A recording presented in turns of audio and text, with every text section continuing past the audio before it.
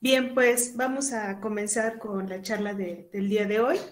Este, si les parece bien, agradezco mucho el apoyo tanto de la BIEB como de nuestros estudiantes y por supuesto que haya aceptado nuestra invitada Nadia a continuar con esta charla y este ciclo de conferencias de escritoras. Eh, Antes de comenzar, me gustaría también el poder compartir parte de las reflexiones que nos van dejando cada una. En este caso, creo que algo me venía a la mente cuando hacemos revisión de tu trabajo, Nadia. Al final también este diálogo que se ha construido entre diferentes mujeres, un tejido, ¿no? Justo pienso que la lengua tiene esa habilidad de construir redes, pero también construir experiencias, ¿no? Y también, digamos, poder restaurar aquellos lazos que se han roto a través de esta forma como poética y esta forma también de resistencia, ¿no? Voy a dar lectura a un pequeño poema de Adriana López que se titula Huipil. Fue un sueño y entonces con todos los colores el mundo se renovó en mis manos. Con una trama pude tejer historias entre necias grecas. Con hileras de recuerdos pinté la vida en el telar de la luna. Bordé los colores de mi sueño y floreció mi huipil entre mis dedos. Manto ritual, corazón de artesana, piel inmortal de la memoria. Pues con esto damos inicio. Dejo la mesa a cargo de nuestras compañeras Andrea, Elisa, María, que nos van a estar apoyando en la logística. Y muchas gracias, Nadia, y a todos. Hola, buenas tardes a todas y a todos los que nos escuchan. Es un gusto poder participar el día de hoy y platicar de un tema y también con una invitada pues tan importante y sé que tiene muchas cosas que compartirnos. Así que para ir abriendo nuestra mesa, primero me voy a dar a la tarea de leer un poco sobre los trabajos que ha realizado Nadia López García. Vamos a dar paso a la lectura de su semblanza. Así que bueno, Nadia López García es poeta bilingüe, sabi español, también conocida como Nadia Newsabi. Ha participado en distintos talleres, recitales y festivales tanto en México, India, Colombia, Estados Unidos, Guatemala, entre otros. Obtuvo la beca literaria de la Fundación para las Letras Mexicanas en el área de poesía del 2015 al 2017, año en el que recibió el premio a la creación literaria en lenguas originarias Sensoncle, en 2018 el Premio Nacional de la Juventud y en 2019 el Premio Juventud Ciudad de México. También es considerada como parte de los mexicanos más creativos del 2018 por la revista Forbes. Y hace pocos días fue ganadora del Premio Mesoamericano de Poesía Luis Cardosa y Aragón 2021. Sus poemas han sido traducidos al inglés, francés, árabe, catalán, hindi y bengalí. Así que es un gusto, Nadia, que estés con nosotros. Bienvenida. Y bueno, pues para ir iniciando también esta plática, una de las primeras preguntas que te hacemos y que queremos que nos compartas un poquito con nuestra audiencia es ¿cómo fueron tus inicios dentro de la escritura y cómo fue que te inclinaste por escribir poesía? Texabinicuachanyoameini Kunchedina, Rachazodina, me da muchísimo gusto mirarles y bueno, que nos escuchemos, por lo menos en esta distancia. Justamente hace ratito en la mañana yo estaba escuchando un poco las noticias. Yo ahora estoy acá en Oaxaca. Y la verdad es que no me entero tanto, no tengo televisión, entonces no miramos las noticias y a veces las pongo en el internet y las escucho.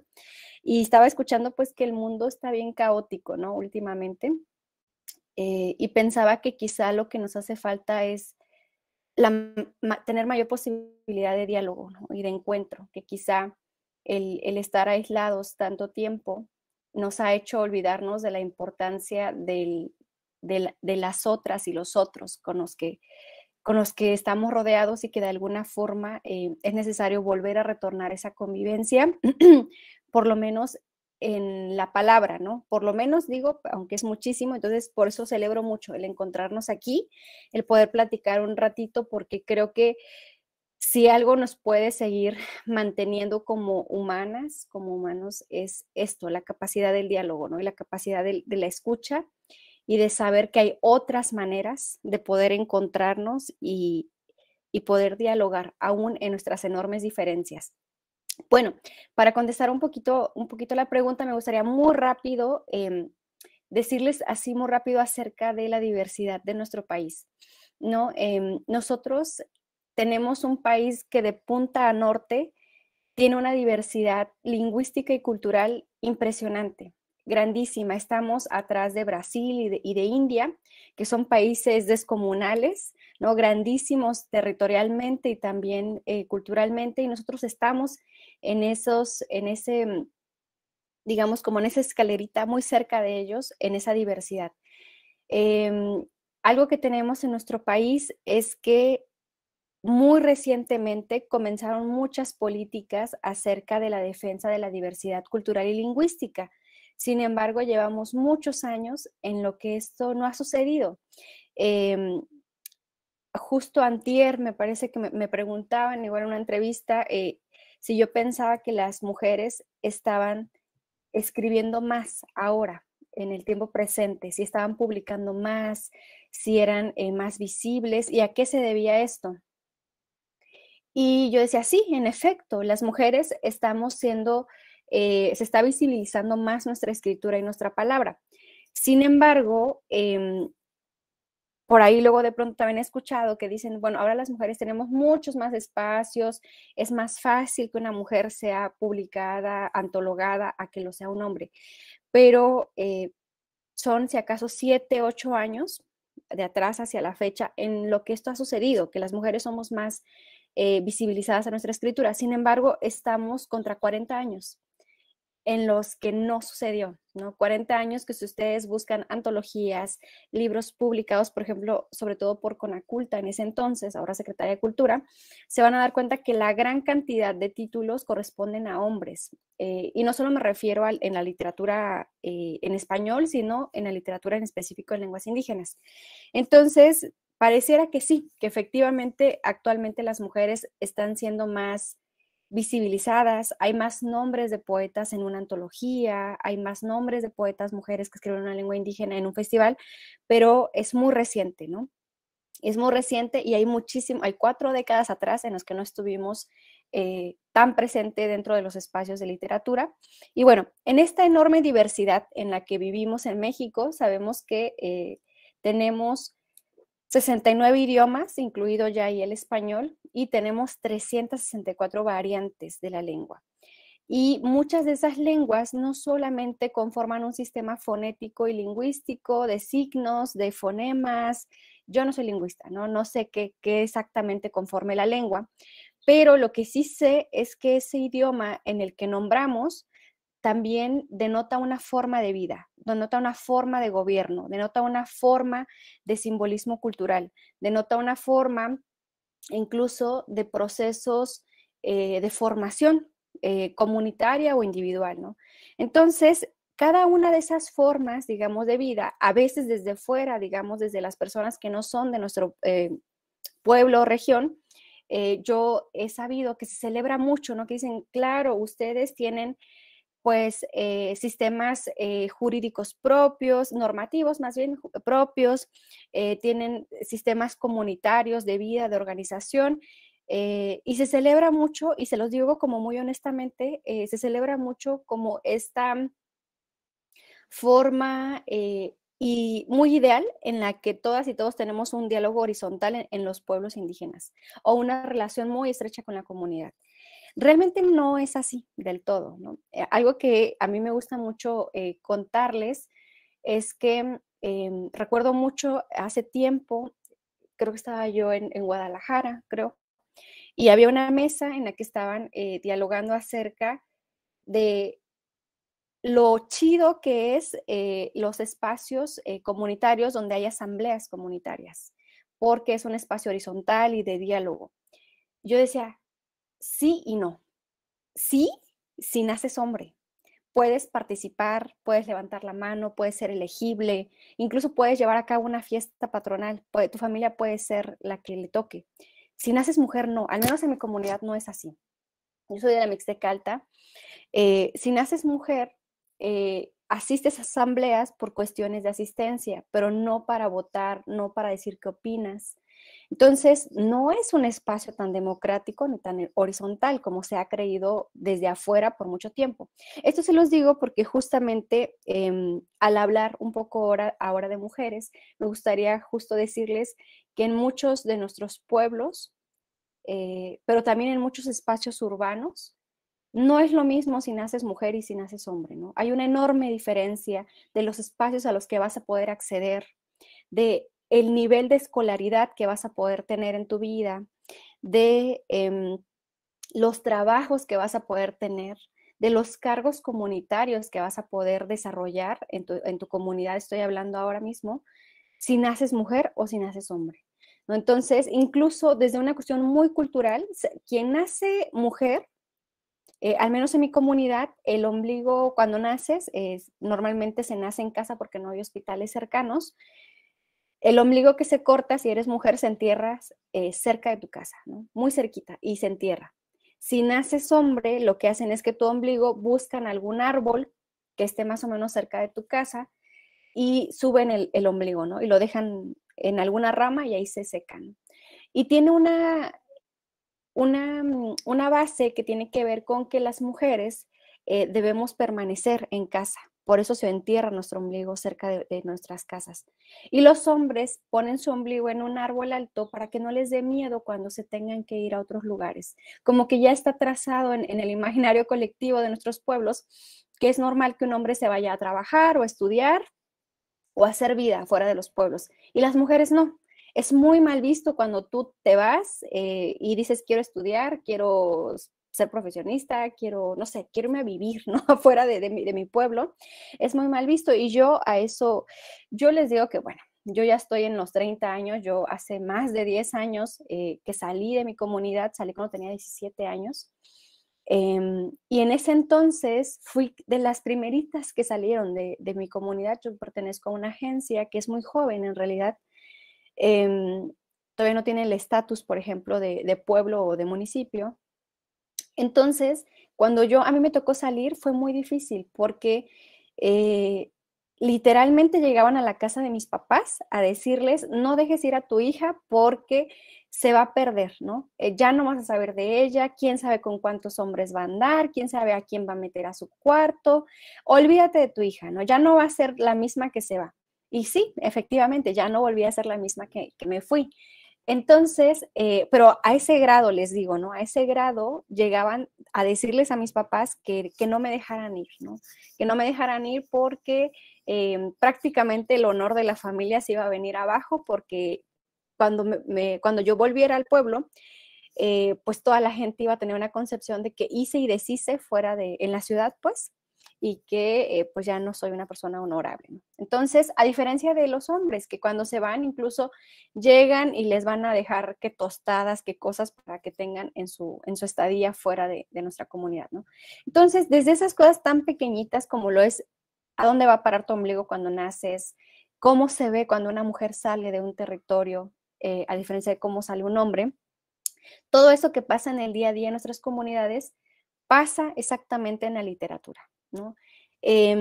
Justo hay muchas escritoras, ahorita estoy recordando a Angelina Suyul, que es una escritora de Chiapas, que yo les recomiendo que busquen de ella, tiene algunas cosas en internet, pero que de pronto ha sido complicado que ella salga de su comunidad, ¿no? Y vaya a recitales o que tenga un tiempo para dedicarse a escribir. Entonces, yo digo que es una de las poetas más potentes que yo he leído, que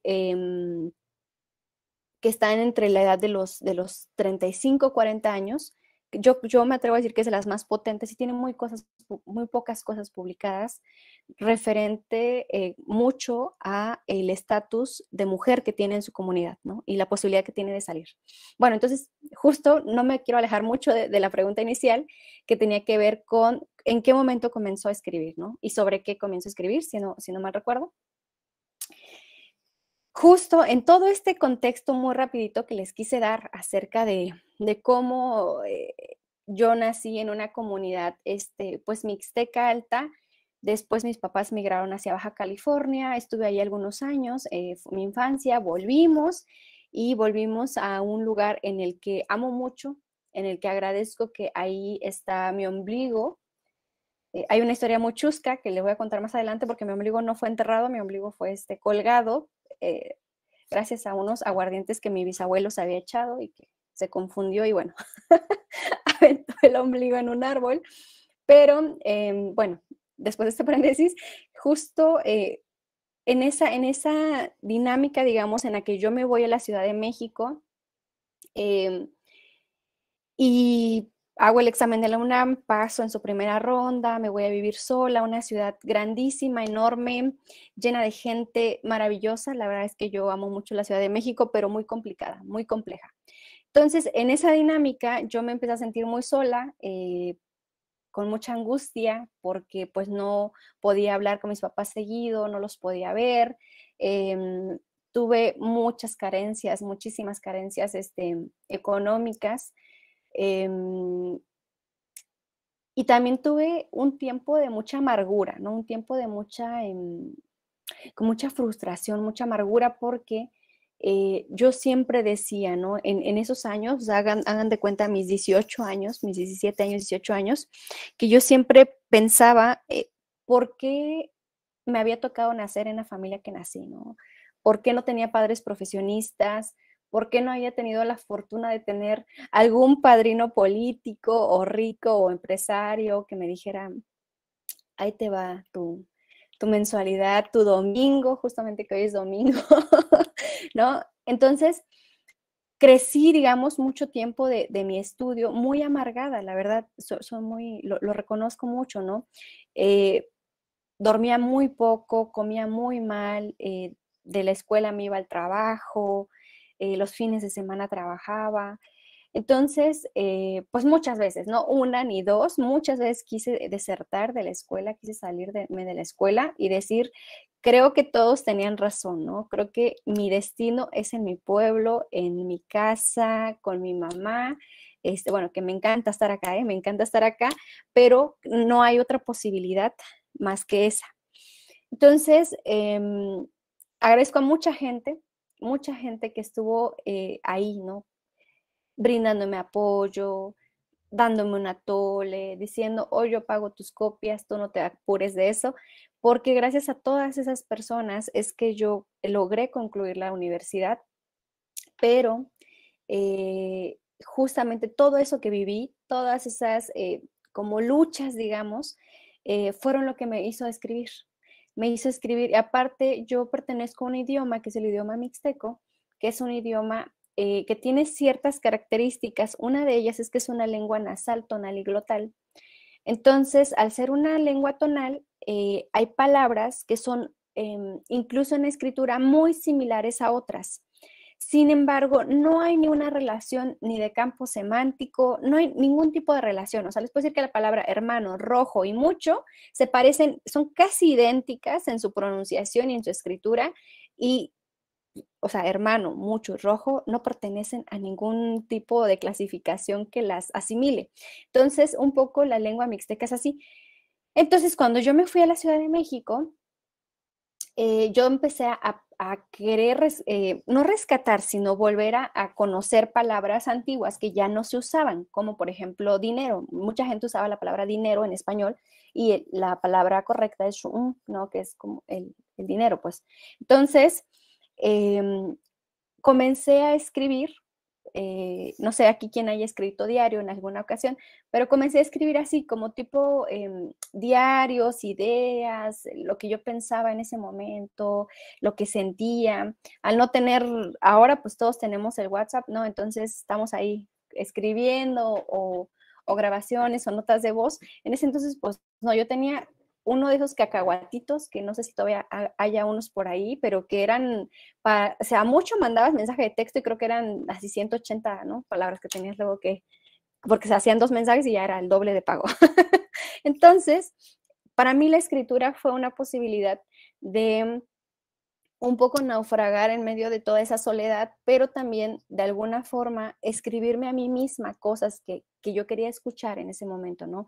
Que tenían que ver con, pues con cuestiones como de valentía, ¿no? De que, pues que no me rindiera, de que siguiera como en ese camino. Entonces, para mí, justo en ese contexto, yo comencé a escribir con mayor formalidad como a los 17 y comencé a escribir. Ahora pienso que eran como notas, ¿no? Pensamientos que tenía. Me acuerdo mucho que luego de pronto quienes estén en la Ciudad de México, quienes conozcan la Ciudad de México, seguramente todos y todas, yo vivía en Iztapalapa, en la parte por donde se llama Cabeza de Juárez, Faro Oriente, y me iba hasta CEU, que es Coyoacán. Entonces prácticamente me hacía 2 horas de ida y de vuelta, entonces tenía mucho tiempo, ¿no? Para leer, para avanzar lecturas, pero también para escribir. Entonces, la verdad es que jamás pensé que iba a suceder todo esto que está sucediendo ahora. No, no lo medí, no lo planeé y también creo que por eso a veces me abrumo porque, porque nunca lo pensé, ¿no? Nunca pensé que sucedería. Comencé a escribir más por una cuestión meramente personal. Pienso un poco, ¿no? Hace poco platicaba con unas amigas y hablábamos de que pues es muy importante la salud emocional de cada una de nosotras. Y pues ahora quizá hay más posibilidades de poder pagar un psicólogo, una psicóloga, ¿no? Estar en un proceso, ¿no? de trabajo emocional con alguien más que sea profesionista en esto. Y justamente platicamos y yo les decía, pues miren, yo creo que yo mucho tiempo de mi vida estuve pues así, ¿no? Con mucho coraje, deprimida, pero pues no había para psicólogo, apenas había para la combi, entonces lo que había era un cuaderno, un cuaderno donde escribía todo, ¿no? Todo lo que sentía, estaba enojada, estaba contenta. Entonces, por eso comencé a escribir, por una cuestión más personal, más pues de ir contra toda esa nostalgia, coraje, todo lo que sentía al mismo tiempo y comencé a hacerlo desde mi idioma porque pues una es la lengua en la que me siento más cómoda y segundo porque también al ser una lengua tonal, a mí me gusta mucho jugar con los tonos y me gusta mucho justo las palabras que se usan mucho en español o están castellanizadas, como repensarlas, ¿no? Buscar cómo se decía antes, cuál es su raíz, ¿no? Me ha gustado mucho el tema de los idiomas, entonces por eso también lo hacía desde mi lengua. No sé si esa era la pregunta, creo que iba por ahí o no iba por ahí. Sí, sí, ¿cómo fue que te adentraste a escribir y por qué poesía? Pues poesía, creo que ahora puedo decir que es porque en donde me siento más cómoda, pero en el inicio, cuando comencé a escribir, la verdad es que no pensaba yo poesía, narrativa, ensayo, simplemente como que escribía notas, ¿no? Escribía notas de lo que pensaba y de lo que me estaba sucediendo en ese momento. Y ahora la verdad es que me siento muy cómoda en el género de la poesía. He escrito un poco de narrativa y un poco de ensayo, pero sí, definitivamente poesía es como lo que a mí me gusta mucho porque creo que es un lenguaje muy directo el que tenemos que trabajar, ¿no? De pronto hay personas que dicen, ay, es que es un poema de 2 cuartillas, ¿no? Yo escribí un cuento de 10 cuartillas, ¿no? Digo, bueno, puede que haya la misma cantidad de trabajo en 2 cuartillas o en 10, porque la poesía tiene que ver, y a mí por eso me gusta mucho y trato de buscarla, porque tiene que ver con un trabajo de lenguaje, ¿no? Como tratar de todo lo que sientes, lo que estás pensando, lo que quieres decir, decirlo de la forma más simple. También yo estoy muy en contra de la poesía rebuscada, pero decirlo como de lo más simple, pero no por eso fácil, ¿no? O sea, decirlo de la forma más sencilla, más pura, y creo que más honesta que podamos. Y con eso tiene que ver ese trabajo de limpieza en el lenguaje que tiene que ver directamente con la poesía.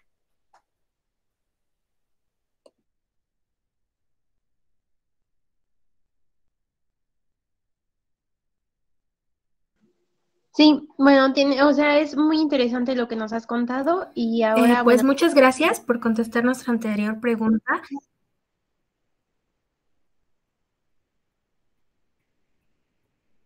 Es que creo que tengo algunos problemas con mi internet.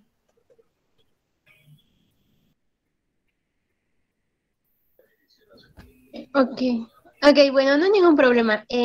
La pregunta que seguía de Mari es que si nos pudieras compartir un poquito de cómo has vivido tu proceso de publicación, cómo has publicado tus obras, o sea, si nos pudieras compartir un poco de todo este mundo que es la editorial, desde el punto de vista del editor, del escritor, y luego ya como hacerte un tanto una imagen pública. Entonces, no sé, nos gustaría que nos platicaras de eso.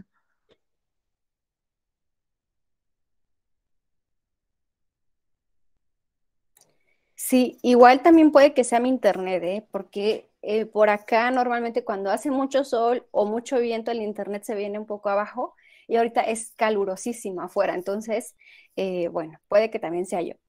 Espero que no. Bien, un poco en esta dinámica de lo que les contaba de la diversidad de nuestro país, históricamente las lenguas indígenas y su escritura y su producción, digamos, literaria, han estado siempre abajo, digamos, de todo lo que se hace en español y mucho más en lenguas extranjeras. Entonces, nuestro país, a pesar de que más o menos como de hace unos 25, casi 30 años, comenzaron muchos esfuerzos, sobre todo institucionales, como de justamente con Aculta, de algunos, bueno, en ese entonces del Instituto Indigenista, de muchos espacios, incluso la misma CEP, por publicar textos en lenguas indígenas, han sido espacios y esfuerzos muy a cuentagotas, ¿no? Yo incluso a veces lo he llegado a pensar como bastante por cuota, más que realmente por una intención de publicar algo en una lengua distinta al español, ¿no? Entonces, les digo, a pesar de que hay bastantes años ya en los que hay bastantes publicaciones, de pronto se apostó mucho por un tipo de publicación que le decimos publicación por traducción, es decir, que, por ejemplo, Rosario Castellanos, ¿no? Escribía Balún Canán y se lo daban a, estoy pensando, a Enriqueta Lunes de idioma tzotzil que tradujera Balún Canán. Entonces, esos títulos entraban como parte de la literatura en lenguas indígenas, cuando no es una literatura en lenguas indígenas, es una literatura traducida a una lengua indígena. Entonces, también hay que tener como mucho cuidado con muchos esfuerzos que se hicieron, o muchas acciones más bien que se hicieron en algunos años, porque justamente hay como estas cifras, ¿no? De hace 40 años teníamos ya textos en lenguas indígenas, pero la realidad es que no, había traducciones y traducciones que, hay que decirlo, no eran tan honestas, porque de pronto eran, recuerdo mucho un caso que era una traducción que se lo habían encargado a una antropóloga y esto fue para materiales del CONAFE, que el CONAFE son estos espacios que reparten para todas las escuelas, sobre todo de educación básica, reparten textos en su propio idioma. Entonces le encargaron esta traducción a una antropóloga que ni hablaba la lengua, ¿no? Entonces la antropóloga dijo, sí, yo hago la traducción y a su vez la antropóloga contrató a alguien que sí era hablante de esa lengua, pero que no la escribía. O sea, solamente era hablante de la misma, o sea, no la escribía ni la leía. Entonces, casos como que este es de CONAFE, hay muchos, en muchos espacios. Entonces, también hay que tener mucho cuidado con esto, ¿no? Y no, ahorita a la fecha, por ejemplo, no hay, yo estoy tratando de hacer un artículo que tiene que ver con esto, ¿no? ¿En qué momento podemos decir que ya hay una producción propia en lenguas indígenas que no tienen que ver con encargos de traducción, que tienen que ver con que haya editoriales independientes, sobre todo que son las que están sosteniendo mucho la publicación en lenguas indígenas, pero también con grandes editoriales? Espero pronto tenerlo y compartirlos. Por ahora, si quieren, pueden buscar un artículo que hace poco salió en la revista de la universidad, la UNAM, pues, de que se llama Poéticas de la Migración, Literatura en Lenguas Indígenas, que hago el rastreo de varios y varias escritores que todos los que yo rastreé, pero les puedo decir que del universo que más o menos se habla que son como 150 más o menos personas activas escribiendo en una lengua indígena, más o menos el 99.9% ha pasado por un fenómeno migratorio antes de escribir, ¿no? Es muy raro que alguien que no haya salido de su comunidad escriba dentro haga una producción literaria. Normalmente todos, casi todos los casos, les digo, el 99.9% me atrevo a decir de los 150 que hay, salieron a estudiar o a trabajar o a algo y aunque volvieron a su comunidad, siguen escribiendo o en el territorio en el que ahora se encuentran, ¿no? Pero todos han pasado por un fenómeno migratorio. Justo en este texto les cuento por qué creo yo que sucede así. Bueno, para no alejarme tanto, en México, justamente, al ser las lenguas originarias vistas desde la institución, desde incluso las personas de a pie, como lenguas menores, en menor valía, se les da mucho menos espacios de publicación. Entonces, ¿cuáles son las vías de publicación en nuestro país para alguien que escribe en lenguas indígenas? Las mayores tienen que ver con espacios estatales, pues sí, gubernamentales más bien, que pueden ser federales, estatales o municipales. Y tienen que ver con muchos programas como lo son los AIEC, por ejemplo, como son los PACMIC, como son los becas también, ¿no? El FONCA, los PECDA, por ejemplo, que son espacios que brindan, valga la redundancia, otros espacios para que puedas formarte y publicar tu obra con incentivos del gobierno. En nuestro país todavía no hay, por ejemplo, Random House, Planeta. Bueno, Planeta y por ahí viene una sorpresita pronto con ellos, pero más tiene que ver con esta cuestión de traducción. Yo estoy traduciendo unos libros para ellos, pero todavía no hay esa intención de publicar a escritores directamente, ¿no? En su lengua, sino más bien que traduzcan a tal escritor y tal libro, ¿no? Entonces ya tenemos un libro bilingüe, pero que es una traducción, no es un libro nacido directamente de la lengua. Entonces, en nuestro país, híjole, a mí de pronto me cuesta un poquito hablar de esto porque lo mío ha sido un poco raro, ¿no? Ha sucedido un poco extraño porque la verdad es que sí he tenido muchos ofrecimientos para publicar. Ahorita tengo, de hecho, 2 editoriales que me están pidiendo manuscritos y no tengo, no tengo manuscritos para mandarles. Pero es muy extraño. No sé bien a qué obedezca, que pasó así conmigo, pero sí conozco gente que tiene 3 libros listísimos para ser publicados y no hay quien se los publique. No podría decir a qué se debe porque la verdad no me ha tocado estar en esas dinámicas, ¿no? Normalmente la editorial conmigo se acerca, me pide el libro y yo les digo no tengo y me dicen, bueno, ¿en cuánto puedes tenerlo? Y les digo, pues en un año. Entonces en un año quedo que les voy a entregar el libro. Pero sí quiero decirles que la gran mayoría de escritores en lenguas indígenas es complicado que encuentran espacios para publicar, porque no son muchos, son pocos los espacios, la gran mayoría son gubernamentales. Hay ahorita bastantes editoriales independientes, por ejemplo, esta Originaria, que está en Michoacán, que es una editorial que tiene ahorita ya varias publicaciones, más de tipo cartonero, en lenguas indígenas y sobre todo de mujeres, que es algo muy importante, que están publicando a mujeres. De hecho, con ellos yo tuve mi primer publicación, antes de que yo tuviera ningún libro. Ellas me hicieron mi primer libro así cartonero, de los primeros poemas que escribí. Y esta experiencia que yo tuve la han tenido muchas otras mujeres muy jóvenes, como Alejandra Lucas, por ejemplo.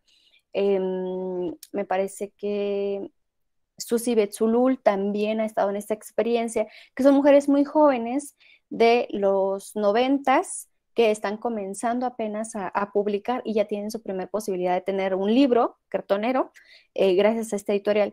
Entonces, ¿qué les podría yo decir?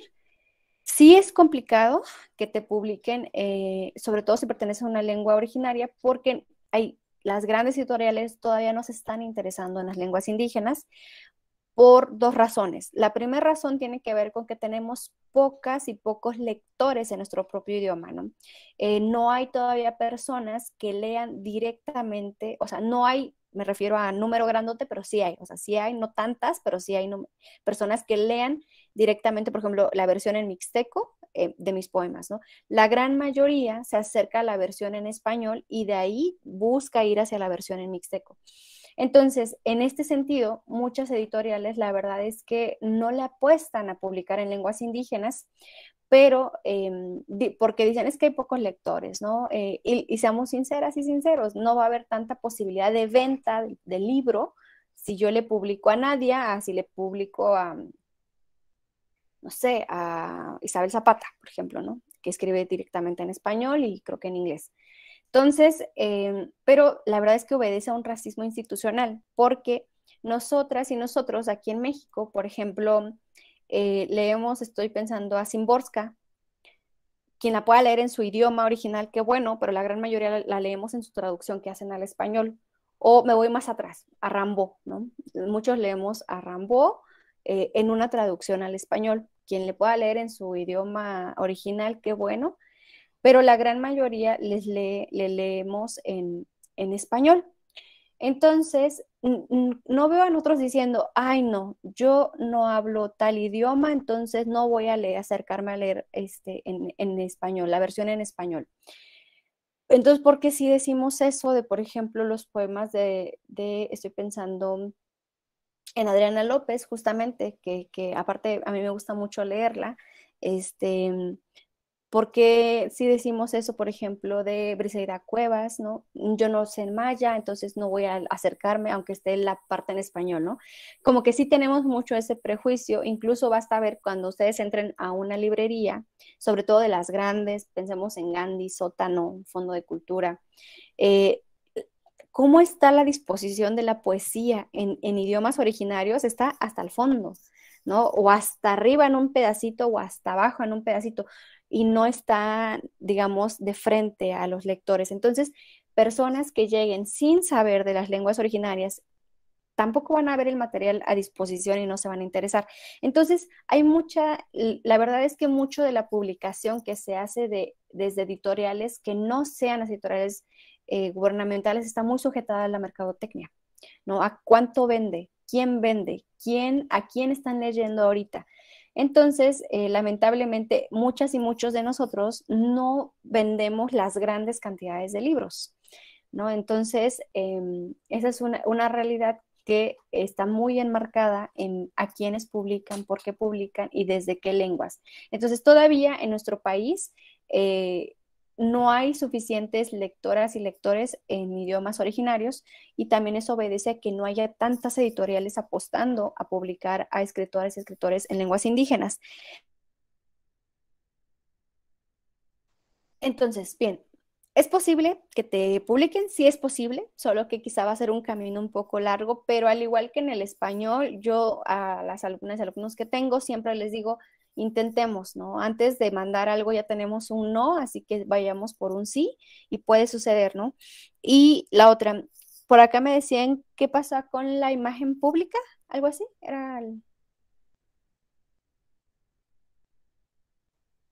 Sí, sí, era eso. pero como a qué se refieren con la imagen pública. Bueno, más que nada en el sentido cuando empiezas a publicar, ¿no? Ahora creo que nos das como un sentido más amplio porque nos mencionas que en tu caso ha sido como algo muy particular, diferente de que a ti te buscan, ¿no? Para que publiques, pero en término común es muy difícil, ¿no? Que ahora lleguen. Entonces, más que nada era eso. Sobre todo iba ligado un poco también al trabajo que tú has hecho, también pues no sé, de las participaciones que han tenido, los premios que has ganado. Entonces eso también como de cierta manera nos da a entender que tú ya te creaste como una figura, ¿no? Y que muy probablemente eso sea lo que ha intervenido a que busquen más de tu trabajo, más de tus escritos. Creo que era esa la idea que se tenía. Ah, súper. Sí, fíjate que es bien, bien extraño porque cuando yo empecé a escribir, aparte yo saqué tarde en mi Facebook, la verdad, ¿no? Era como era muy rojilla y decía, no, Facebook no. Entonces, bueno, recuerdo que justamente en la carrera una maestra dijo, voy a hacer un grupo en Facebook, ¿no? Y todos tienen que estar ahí. Entonces dije, pues ni modos, nos lleva a la modernidad. Entonces, abrí mi Facebook, ahora soy muy adicta, la verdad, soy muy activa en Facebook.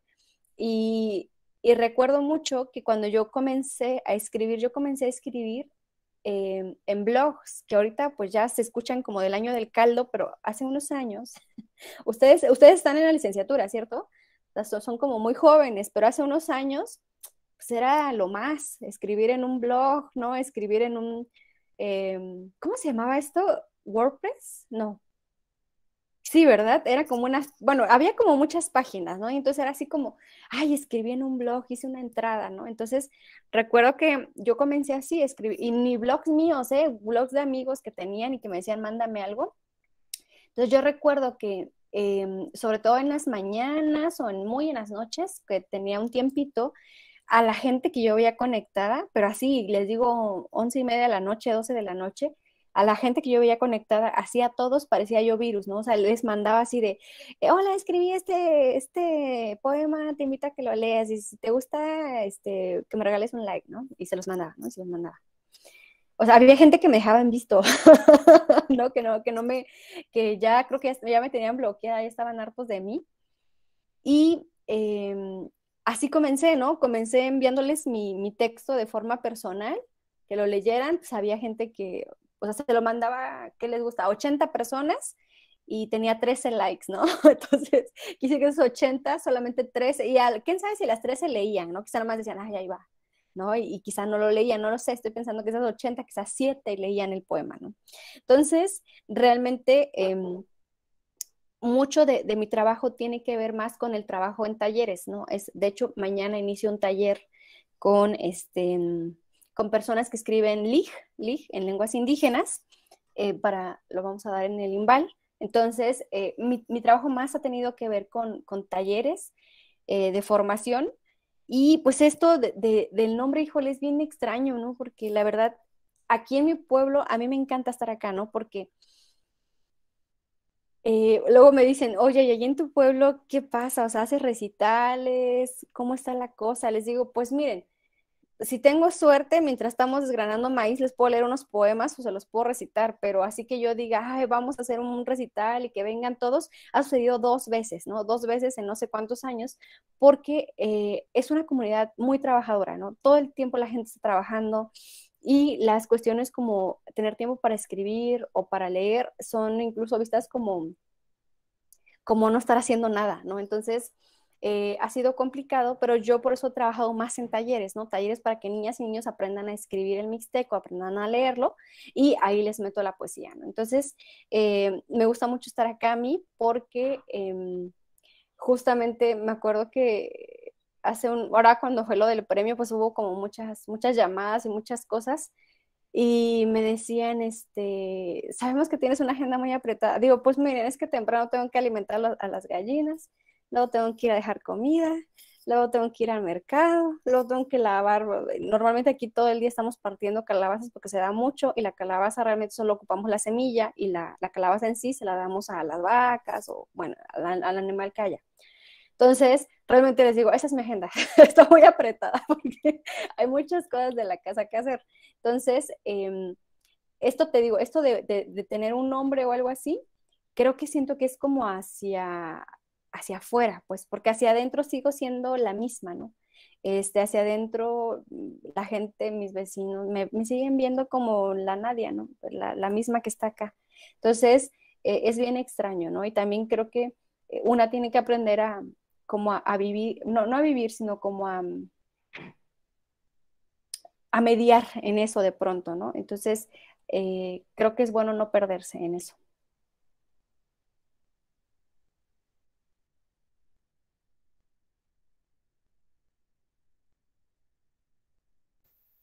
Muchas gracias, Nadia. Solo para comentar, igual si alguien quisiera hacerte alguna pregunta, la puede anotar en el chat o puede levantar su mano para que también, conforme nos vas compartiendo algunas experiencias, puede ser que hasta hay quienes están en ese ánimo de la escritura, ¿no? Y tienen algo que comemos.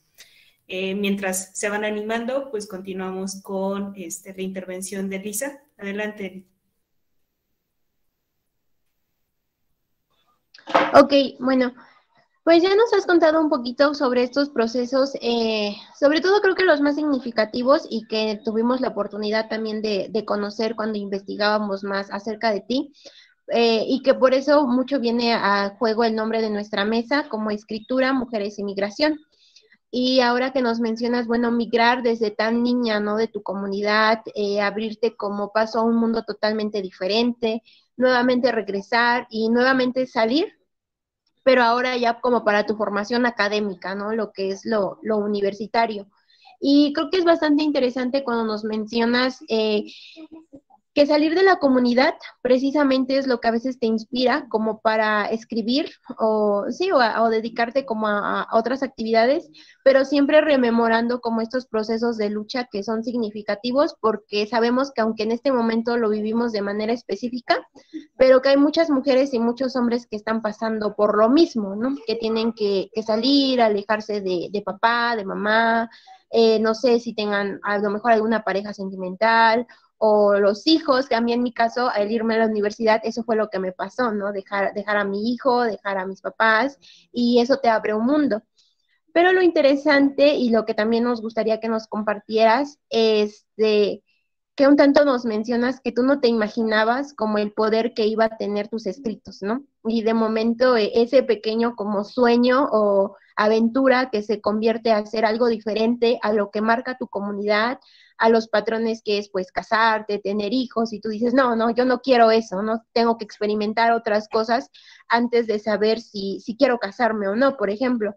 ¿Qué significó para ti ganar ciertos premios como los que hace un momento mencionábamos, ¿no? El premio a la juventud, ahora uno de los más recientes, a lo mejor en su momento no te lo imaginabas, pero cuando llega, ¿qué es lo que a ti te deja? O sea, ¿cómo te sientes? No sé si nos pudieras compartir más acerca de eso.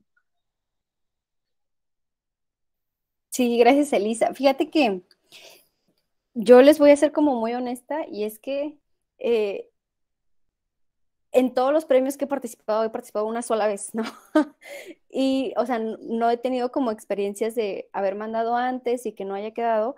Entonces, como que siempre mando de formas bien extrañas. Les voy a decir que el premio el de la juventud, que fue como muy sonado, yo literalmente iba en el metro. O sea, iba en el metro, iba a mi trabajo, íbamos así cachete con cachete, como dicen, ¿no? Y estaba así llenísimo.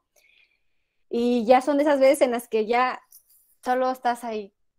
O sea, tu cuerpo está ahí, pero tú no estás ahí porque ya te dejas llevar, ¿no? Si la gente sale, vas a salir, si la gente entra, vas a entrar al vagón, porque no hay más que hacer.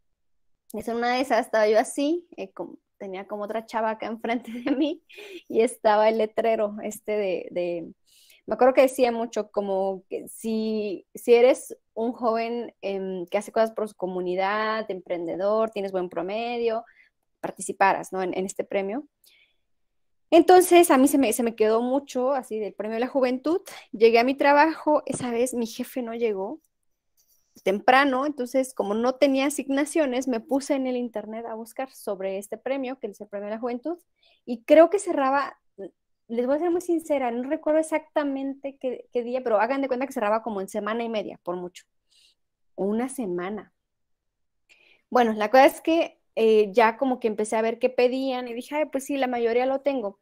Y como yo ya llevaba muchos años dando talleres, sobre todo en los predios, tengo muchas fotos. Entonces dije, ay, pues bueno, lo voy a hacer. Entonces ese día no lo hice, pero al otro día empecé a juntar mi papeleo y todo, lo metí.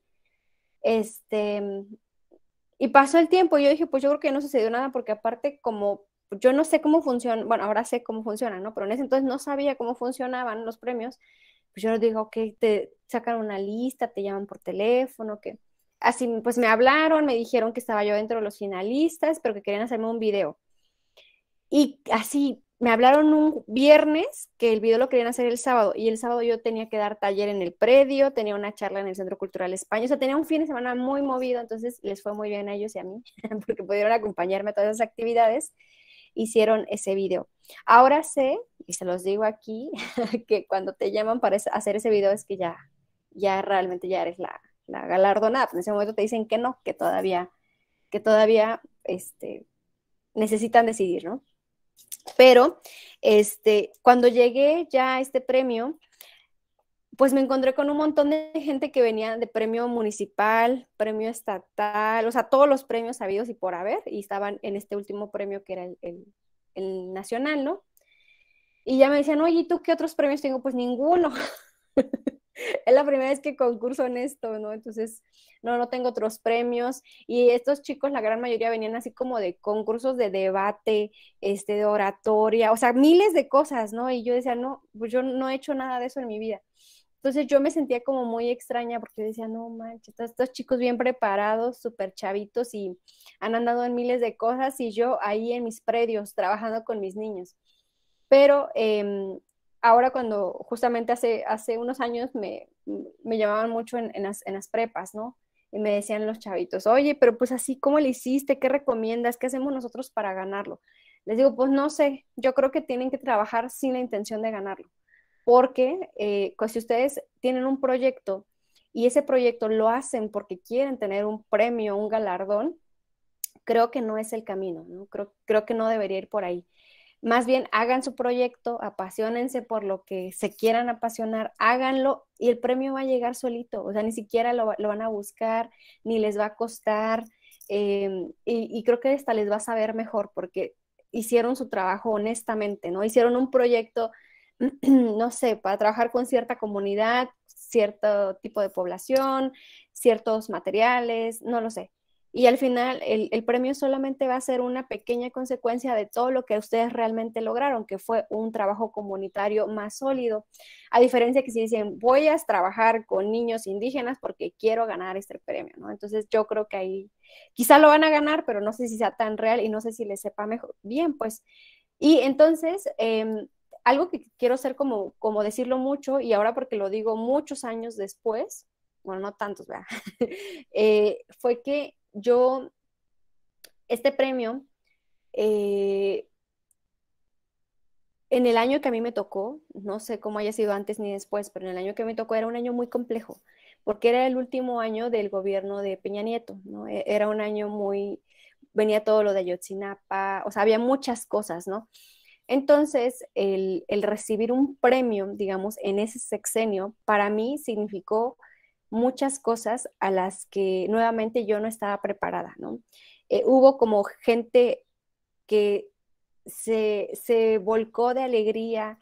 Hubo muchas chicas, muchos chicos que me escribieron y dijeron, esto me inspiró, yo también voy a seguir estudiando, pero también hubo mucha gente no tan bien intencionada que comenzó muchos ataques muy directos a mi persona, ¿no?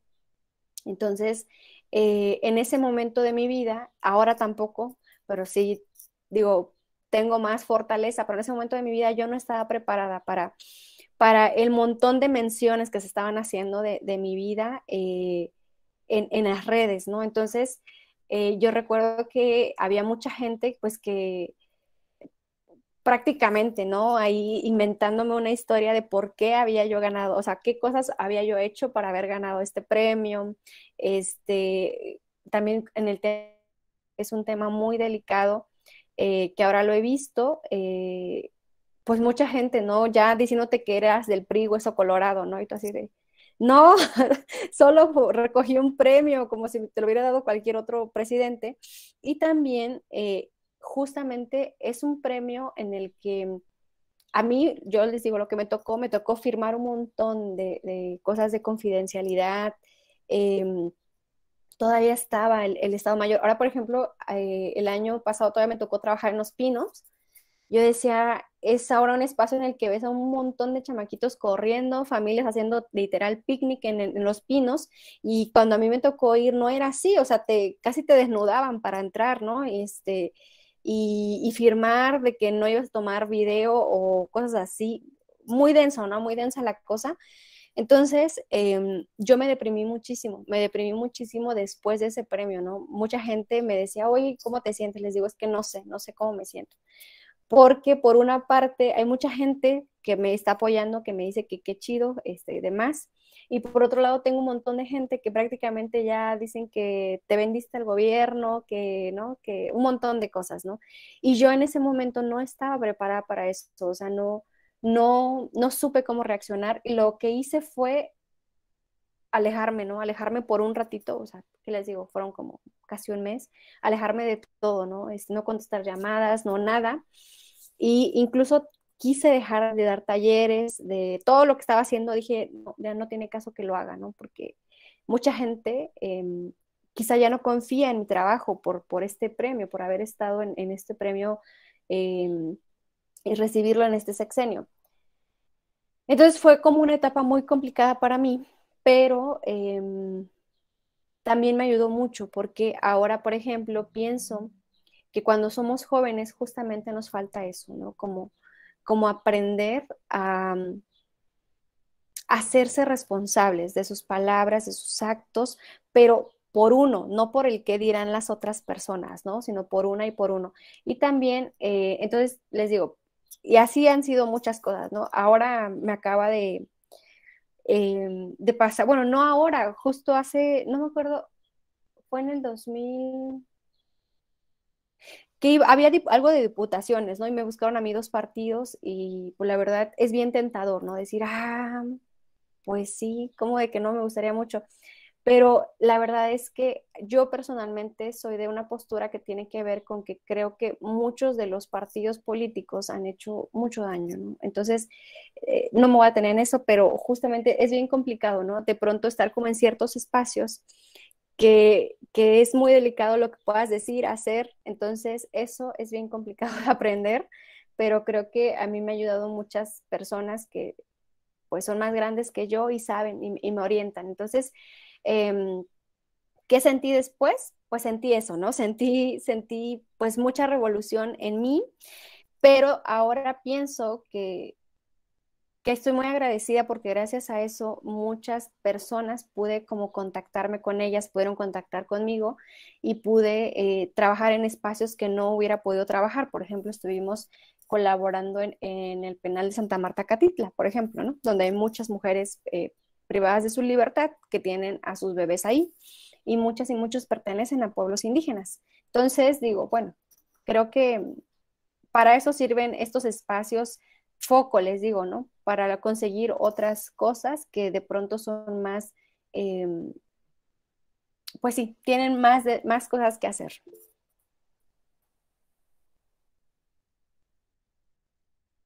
Ok, bueno, muchas gracias, Nadia. Tenemos una pregunta del público que es por Galilea Rodríguez López. ¿Qué retos o más que nada recomendaciones puedes darnos para quienes queremos empezar en el mundo de la escritura y al mismo tiempo nos enfrentamos a muchos escritores juveniles de diferentes plataformas o aplicaciones que son muy famosos por sus libros o tramas dirigidas a jóvenes? ¿Cómo abrirnos camino? Eso lo pregunta Galilea. Ay, hola Galilea. Pues fíjate que la pregunta es como un poco complicada. A ver, la voy a ver acá. ¿Qué recomendaciones les puedo dar para quienes quieran escribir? Les voy a dar la recomendación que muchos van a seguro a voltear los ojos, pero escriban, ¿no? O sea, la recomendación que les puedo dar, escriban y sobre todo lean a otras personas que estén haciendo lo que ustedes quieren hacer, pero también que estén haciendo cosas muy distintas. Por ejemplo, quienes escriben narrativa, muy poca de la gente que escribe narrativa lee poesía. Y es indispensable leer poesía porque la poesía tiene un ritmo. Y muchas veces, no sé si a ustedes les ha pasado que tienen narrativa muy planas, que la trama es buenísima, pero la narrativa está muy llana, muy plana, no hay cambios de ritmo. Y uno dice, a esa persona le hubiera sido genial que hubiera leído poesía antes de ponerse a escribir cuento, ensayo, lo que quiera escribir.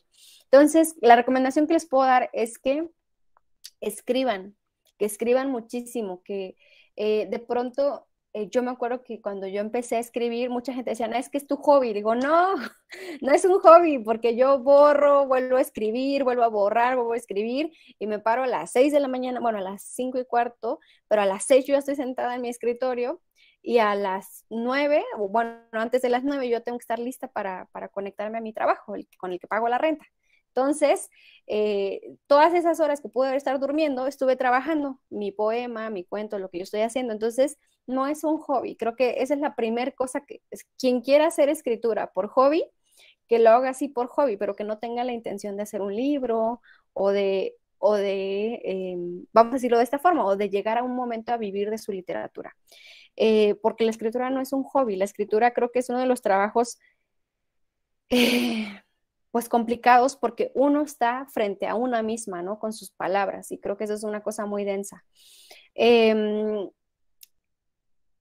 Y enfrentarse a otros escritores, fíjense que no sé si estoy entendiendo bien la pregunta, pero creo que más bien no habría que pensar que nos vamos a enfrentar a otros escritores o escritoras, porque entonces ahí vamos a comenzar a sufrir, porque vamos a comenzar a compararnos y a buscar cómo ser mejores que tal o cual. Y les voy a decir algo muy honesto.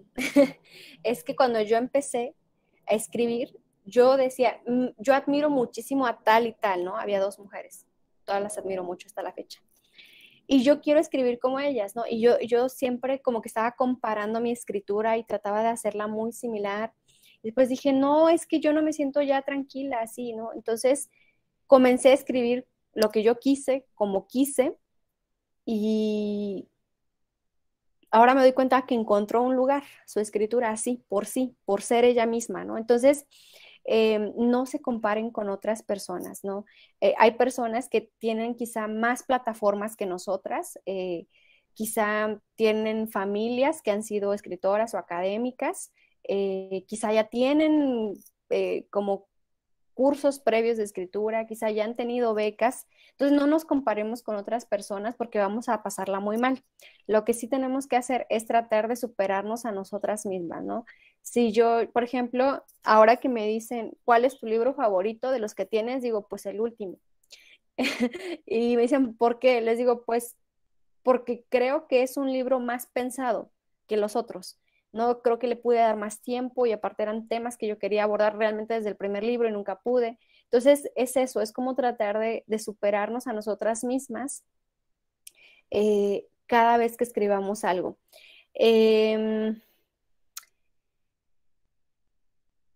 Y bueno, ¿cómo se abren camino? Yo les acuerdan lo que les conté, que yo les escribía a 80 personas, no sé, cada 20 días, cada que sacaba mi poema, y 13 respondían. Esas 3 estoy segura que 7 leían, ¿no? Y creo que escribí, no sé, como unos 20 poemas, así en blogs, y fueron 20 poemas que yo estaba así. Hola, te invito a leer mi poema, gracias. Entonces, digo, si yo hubiera dicho a la tercera entrega, 3 personas me están contestando que les gustó de todo el universo que mandé, no tiene caso seguir, quizá lo hubiera abandonado, pero no, dije, pues no importa, yo lo estoy haciendo para mí, a mí me gusta. Y también yo quiero también no hablarles de mi experiencia y decirles, yo a la fecha no puedo pagar mi renta, ni mi despensa, ni mis viajes, ni todo con la escritura, ¿no? Y soy muy honesta con ustedes. Entonces, yo comencé a los 17, llevo prácticamente 13 años en esto. Y todavía no llega ese momento, y no sé si va a llegar en 5 años o en 10, o si nunca va a llegar el momento en el que yo pueda, no sé, estoy pensando por ejemplo como en Villoro, ¿no? que creo que él sí vive de su escritura. Yo creo que nunca va a pasar, no lo sé, pero pienso, si dejo de escribir, ¿qué pasaría? Yo digo, no, yo voy a hacer una olla express que va a explotar, ¿no? Entonces, para mí la escritura, y creo que por acá lo dice Ignacia, a final de cuentas sí es esa tablita en la que me aviento, y sobre todo en estos tiempos, en esta pandemia yo he escrito mucho, pero no como libro, sino así, apuntes por acá, apuntes por allá, porque para mí ha sido una fuente de escape, ¿no? De escape también a toda esta realidad que vivimos, ¿no? Les digo, yo soy de un pueblo que es muy machista en muchos sentidos. Entonces, justo ahora yo volví en noviembre, ha sido muy denso para mí, como después de venir yo justamente platicaba con mi mamá en la mañana, yo le decía, le digo, yo en otros espacios diciéndole a las mujeres que sus derechos, que el uso de su voz, que sin miedo, y aquí le digo, a veces ya por no pelear ya no digo nada, le digo, entonces, no sé, para mí ha sido muy complicado, pero es necesario, ¿no? Volver a sus espacios y trabajar desde ahí. Entonces, lo que hago es escribir, ¿no? Escribir para yo encontrar mejores respuestas y mejores formas de enfrentarme a este mundo que nos ha tocado vivir, ¿no? Y a este espacio en el que estoy. Entonces, eso les podría decir, escriban, no se comparen e inténtenlo. La escritura no es de una vez, ¿no? No es que ya en una vez te salga un poema, al menos a mí no pasa así. Puedes escribir y borrar y volver a escribir. Y también piensa que todas y todos tienen su propio proceso, ¿no? Su propio tiempo, su propio espacio. Entonces, quizá a alguien le fue muy fácil, ¿no? Pegar, ¿no? Y hay a otras que nos cuesta mucho más, pero algo que sí te puedo decir es que cuando tú escribes de forma honesta, la poesía por sí sola se va a lugares inesperados, ¿no? Hace justo ayer unas chicas chilenas me escribían porque quieren llevarse libros míos a Chile. Yo decía, no manches, ¿en qué momento pasó esto? ¿No? Y luego yo les decía, ¿pero cómo estuvo? Me decían, no, es que hay una poeta que se llama, se me fue su nombre, pero que ella es mapuche, pero mapuche urbana, o sea, no habla mapundín en Chile, pero está como haciendo esta recuperación y que encontró por ahí un poema mío y que empezó como a compartir y que les pidió, ¿no? Que llevaran libros míos que ahora que están acá justo en Oaxaca. Entonces yo decía, ¿quién sabe? Algo encontraron ahí, se lo quieren llevar, qué bueno. Entonces, no, pienso eso, ¿no? A final de cuentas, los poemas los vuelvo a leer y luego ya no me gustan, digo, ay, pude haberlo hecho mejor, pero en ese momento, para mí, fueron poemas que querían decir lo que yo quería decir, ¿no? Y creo que es eso, a final de cuentas, te tiene que gustar a ti lo que escribas, ¿no? Y si te gusta a ti, muy probablemente le guste a más personas, pero antes te tiene que gustar a ti. Y bueno, ya no me extiendo, creo que había alguien más por acá en el chat. Sí, tenemos una pregunta arriba que dice, ¿qué opinión tienes al respecto sobre el discurso político que reducen a los migrantes al tema económico? ¿No lo deshumaniza completamente?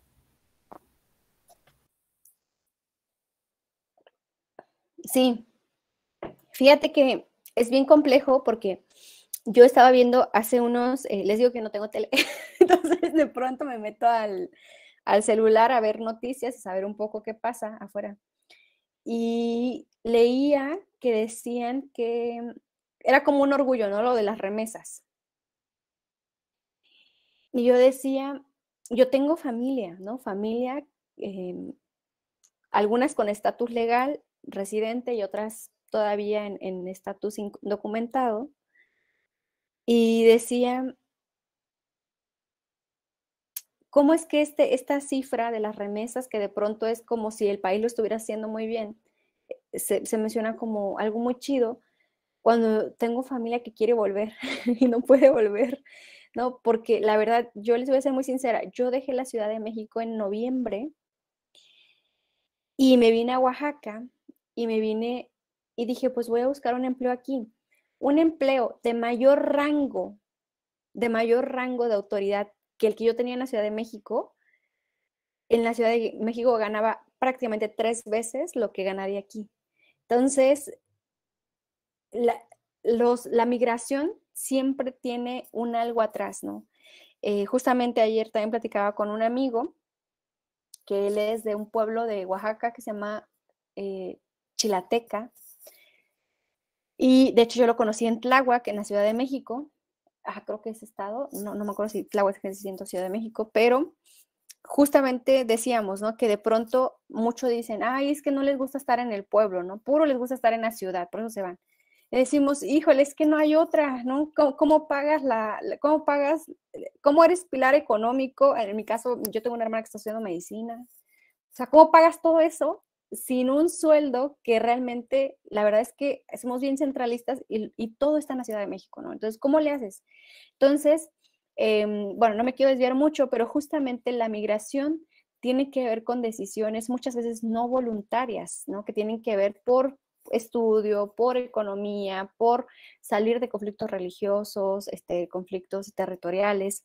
Entonces, siento que a veces justamente en estos procesos migratorios se deshumaniza mucho, dejamos de, por ejemplo, yo decía, ¿no? Estas cifras, ¿no? De las remesas que son como muy guau, ¿no? Y que en estos años han subido y todo, y digo, sí, pero o sea, yo tengo tíos que me dicen así, ¿no? De cosas bien deshumanizantes que viven, ¿no? Para poder generar esos dólares. Y yo digo, no, pues está bien cañón. Porque a final de cuentas, esto que se está diciendo de que estamos generando más remesas es a costa de mucha mano de obra, pues que incluso como que se ha hecho como medio esclavista la cosa, ¿no? Entonces, a mí, antes de pandemia, iba por lo regular una vez al año a toda el área de Oxnard, Fresno, San Bernardino, a trabajar con población migrante, y te das cuenta que están quienes logran arrendar una casa, viven endeudados, o sea, el arrendamiento es muy caro, la comida es muy cara, ¿no? Entonces, dices, prácticamente estás aquí trabajando, viviendo en un lugar bien chiquitito para poder ahorrar y darle un mejor lugar, una mejor posibilidad a tu familia que está en México. Entonces, y pienso, ¿saben algo más grave, Ignacia? Es las infancias, ¿no? Las infancias son las que menos cuentan. Justamente, yo por ahí tengo un libro que se llama El Tren, de Kushika, que habla un poco de eso, ¿no? De que de pronto en estas cifras, en estas remesas, en estos flujos de si es de sur a norte o de dónde a dónde es, de lo que más nos olvidamos son de las infancias. ¿Qué sienten? ¿Qué quieren? ¿Qué les duele? ¿A dónde van? Nadie les preguntó, solo dijeron, echa una muda de ropa y vámonos. Entonces, en nuestro país hay mucha violencia hacia las infancias que están en procesos migratorios y no tenemos estudios casi. No tenemos estudios casi que nos digan justamente qué sienten, qué piensan, qué quieren. Entonces, mi opinión de pronto tiene que ver con que las instituciones son personas, los programas son personas. Ayer justo hacía una publicación de mi esposo es abogado, y no porque yo lo ame, sí lo amo mucho, lo veo así, pero la verdad es que yo siempre le digo que él me da mucha esperanza, ¿no? En el sistema de justicia de nuestro país.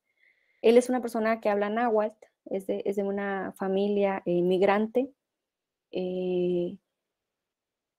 obrera, es de los primeritos que logra estudiar la universidad también de toda su familia, es abogado.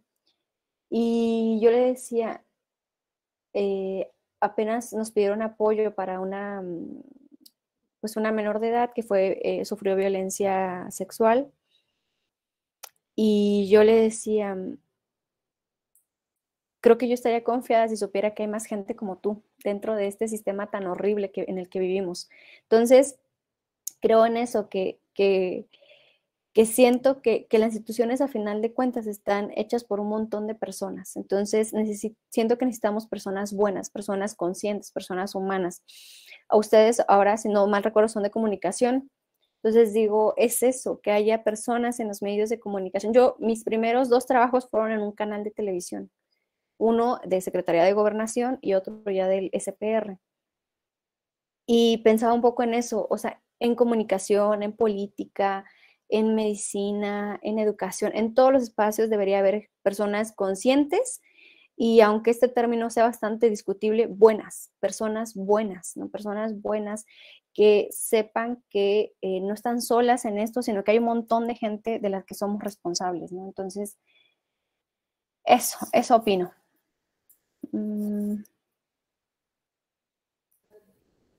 Por acá Leslie. Gracias. No. Justo era para esa parte del chat, de lo que te están comentando, porque todavía tenemos una pregunta más de Mariana, pero también queremos saber cómo estás de tiempo, si vamos bien. Tú nos dices cuando vayamos cerrando. ¿Te parece, Nadia? Sí, igual puede ser esta pregunta y quizás hacemos un pequeñito cierre, porque también sé que es domingo y yo la verdad no recordaba esto yo justamente de las cosas que hago acá es no participar de muchas cuestiones de acá, entonces yo en mi mente no lo tenía.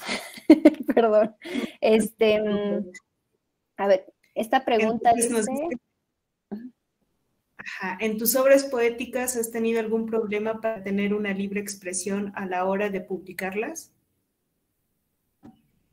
Fíjate que más que a la hora de publicarlas, a la hora de leerlas, ¿no? Porque hay algunos, sobre todo el último libro, que se llama Isuichi, El Camino del Venado, es un libro que de alguna forma cuestiona mucho los roles de género en nuestras comunidades, ¿no? Yo al inicio de esta pequeña charla que estamos teniendo, yo les decía que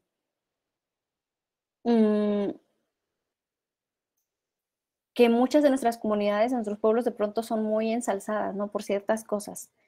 Pero en el interior hay mucha violencia hacia las mujeres, ¿no? Hay mucho machismo, hay mucho alcoholismo, por ejemplo, ¿no? Entonces, un poco este libro cuestiona eso, ¿por qué nosotras como mujeres no podemos participar de ciertas prácticas comunitarias consideradas como sagradas por ser mujeres? Entonces, pero sí, o sea, no podemos participar directamente en la ceremonia, pero sí podemos participar haciendo la comida para quienes participan en la ceremonia, ¿no? Y que coman. Entonces yo decía, es que, ¿por qué? O sea, ¿quién lo dijo? ¿En qué momento se dijo? Por ejemplo, en las asambleas comunitarias, ¿por qué no puedes, o sea, por qué si una mujer pide la voz, se la dan, pero alrededor hay mucha gente hablando, ¿no? Entonces, obviamente muchas mujeres comienzan a tener miedo porque si un hombre participa, hay silencio, ¿no? Y si participa una mujer, o sea, les vale, están platicando, ¿no? Entonces un poco de eso habla este libro. Entonces, en alguna ocasión tuve una lectura en nuestra comunidad y fue bien denso, ¿no? Fue bien denso porque mucha gente, sobre todo hombres grandes, se pusieron muy,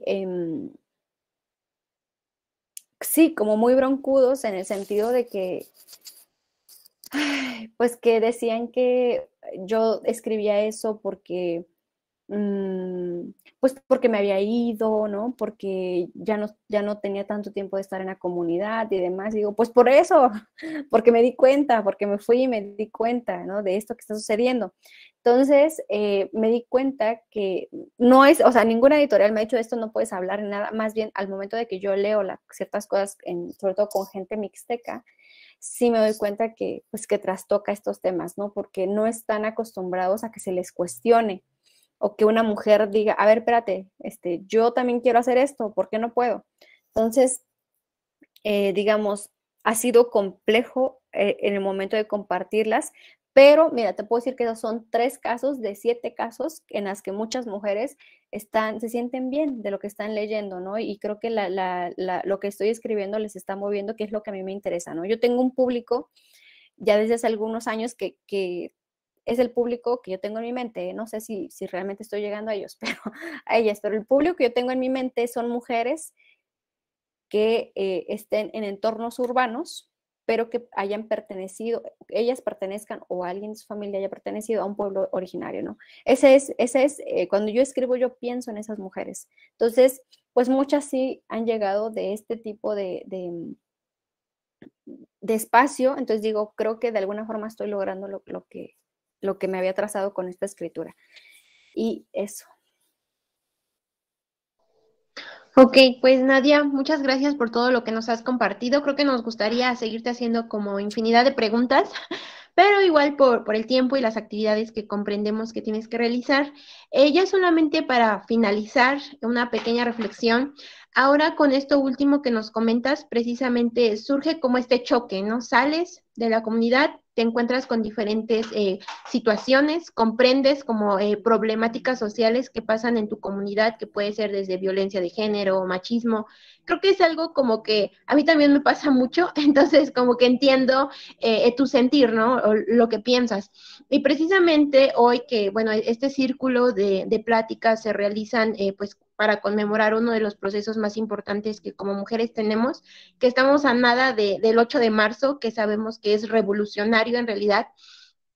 Un tanto nos gustaría, ya como para ir cerrando, ¿cómo son percibidas estas fechas o estos movimientos dentro de tu comunidad?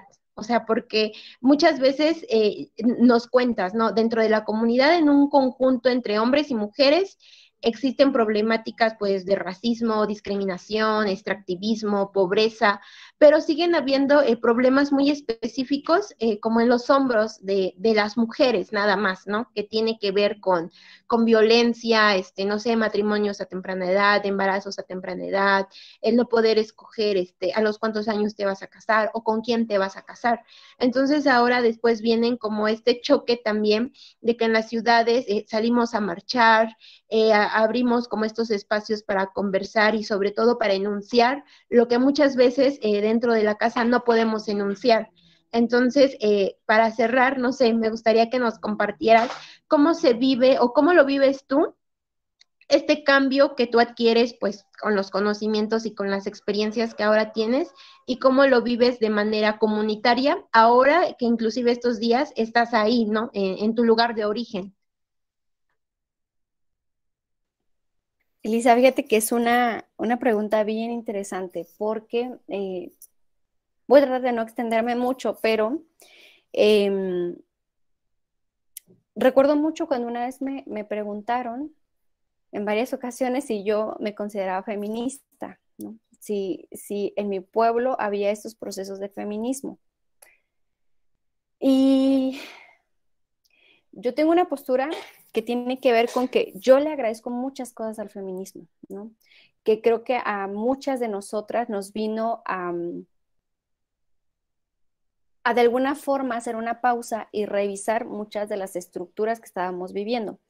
Sin embargo, les puedo decir que casi en México del feminismo del que hablamos es un feminismo pues muy occidental, ¿no? El que nos ha llegado acá. Que les digo, yo agradezco sus inicios en mi vida porque me pude dar cuenta de muchas cosas. Sin embargo, me di cuenta que mucho de lo que se estaba teorizando, hablando, venían de experiencias muy concretas de mujeres, casi todas pertenecientes a una clase media alta, con cierta escolaridad, con cierto nivel de acción social. Entonces decía, sí, o sea, sí, estoy muy de acuerdo con lo que dicen, pero no encaja con la realidad de las mujeres de mi casa, ¿no? O las mujeres de mi pueblo. Entonces, dije, sí voy a tomar de aquí, porque quiero aprender y hay que conocer, y ustedes lo saben, para hablar de algo hay que saber de ese algo, aunque nos guste o no. Entonces, dije, pero no encaja con mi casa, ¿no? No encaja con mis propias historias. Yo no me veo ahí, ¿no? Hablan como de temáticas muy específicas y de pronto yo no he transitado en esas, y mucho menos las mujeres de mi casa, ¿no? Yo tuve la oportunidad de salir a estudiar y volver.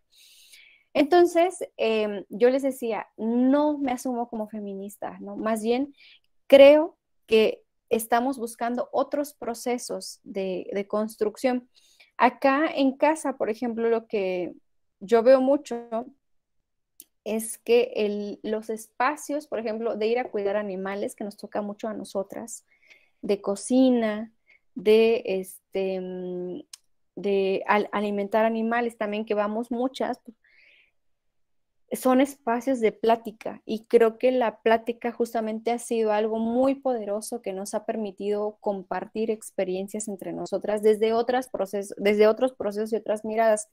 Entonces, esto del 8 de marzo, el Día de la Mujer, no suena acá, ¿no? O sea, suena en el municipio porque hacen un evento y normalmente pues hacen alguna actividad, de pronto te regalan una flor si vas a algún trámite al municipio, pero acá en nuestra comunidad no suena, o sea, no es una fecha, em, lo voy a decir así, espero no sonar muy fea, no es una fecha importante.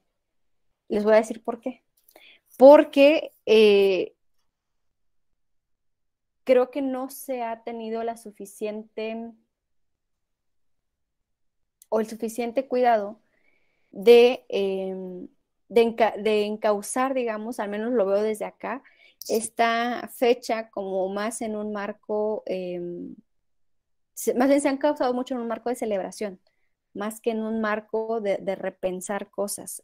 Entonces, justamente unas chicas de Oaxaca, de la ciudad, me decían, oye, pues vienes a la marcha, ¿qué hacemos? Y yo iba a decir, pues sí, sí voy, pero digo, no, yo creo que voy a estar acá con mi mamá, con mi hermana, eh, haciendo cosas con ellas, porque creo que también muchas de las luchas que hacemos, em, si tenemos la posibilidad de hacerlo en el espacio público, hagámoslo. Pero si tenemos la enorme y doblemente enorme posibilidad de hacerlo en espacios privados, como pueden ser nuestra casa, acá se usa mucho que las casas, o sea, vive toda la familia, ¿no? Entonces, no es solo una casa, sino que hay muchas casas alrededor. Entonces, hagámoslo. O sea, y créanme que es lo más difícil hacerlo en esos espacios privados. Em, yo justamente recuerdo una marcha que fui en Ciudad de México, creo que fue justo una antes de pandemia, antes de la última pandemia, y yo me sentía bien chida, ¿no? Ahí gritando con mis pañuelos, me acuerdo que se traía una corona de flores en mi cabeza, y, y después ya en la noche en mi casa pensaba y decía, quizá debía haber estado mejor con mi mamá. Que quizá debía haber estado más en esos espacios en los que no es visible porque no hay diamantina corriendo, no hay estas batucadas, pero pienso que en la plática con las personas cercanas que tengamos, mujeres sobre todo, también hay mucha revolución en esos pequeños espacios que tengamos de poder conversar y platicar y acompañarnos con otras mujeres, ¿no? Yo no les digo que no vayan, si tienen la posibilidad de ir, vayan. A mí por la ciudad de Oaxaca me queda lejos, pero vayan. Pero si no tienen esa posibilidad en su casa, en el comedor que estén, allí es una gran trinchera para hacer cosas, ¿no? Entonces, yo te digo, Elisa, al menos acá no hay como esta fecha, un referente, ¿no? De decir, es nuestro día, vamos a hacer algo, ¿no? Porque creo que también muchas de las prácticas comunitarias no están encaminadas hacia ello. Sin embargo, creo yo que es necesario también un poco poner este día en la mesa, ¿no? En la mesa de la reflexión. Y también algo que de pronto he comentado un poco es que estos días, como acababa de pasar el Día de la Lengua, de pronto son como días de, hablemos de las mujeres, no hablemos de las lenguas indígenas, decimos, sí, hoy, pero también mañana y pasado y así, ¿no? Y si es año bisiesto, los 366 días. Entonces, creo eso, ¿no? Que de pronto debemos como buscar que estos temas sean transversales y de todo el tiempo, ¿no? Y creo que también que a mí me gusta mucho aprovechar los espacios como esto del 8M, porque creo que puedes conocer a otras mujeres que estén haciendo cosas muy poderosas y que puedas como acompañarte de ellas. Entonces, eso les diría respecto a esta fecha. Participen en el nivel que ustedes tengan la posibilidad. Si no tienen la posibilidad de ir a la marcha, porque hay compañeras que si no tienen la posibilidad de ir a la marcha sienten que fallaron ese día, decimos, no, para nada, en el lugar en el que estés, ahí, ¿no? O sea, no, si pudiste ir, qué bueno, pero si no, en el espacio que estés, todo espacio de lucha por la defensa y sonoridad de las mujeres es un espacio digno, cualquiera, ¿no? Así sea el vagón del metro ese. Gracias, Nadia. Sí, ahí donde estás, ahí debe de ser, ¿no? La lucha y también esto que mencionabas respecto a la plática, ¿no? Que son como estas fórmulas que a veces creemos que no hay como un gran aprendizaje, pero hay un aprendizaje igual afectivo, ¿no? Lógico, simbólico, de muchas otras dimensiones y pues nos hemos sentido muy contentas de tenerte el día de hoy, de poder charlar en cercano a la fecha, pero sobre todo también sobre estos temas que de alguna manera nos ponen en perspectiva lo que significa ser creativo, ¿no? Que también tiene que ver con tu persona, con tu familia, con tu tierra, con tu comunidad, con tu historia, etc. Gracias, Nadia. Nos preguntan dónde te podemos leer, dónde pueden conseguir tus escritos. Sí, pues miren, este libro se llama Ñovisho Tierra Mojada, lo pueden descargar totalmente gratuito de internet. Lo ponen así, Tierra Mojada, Nadia López García.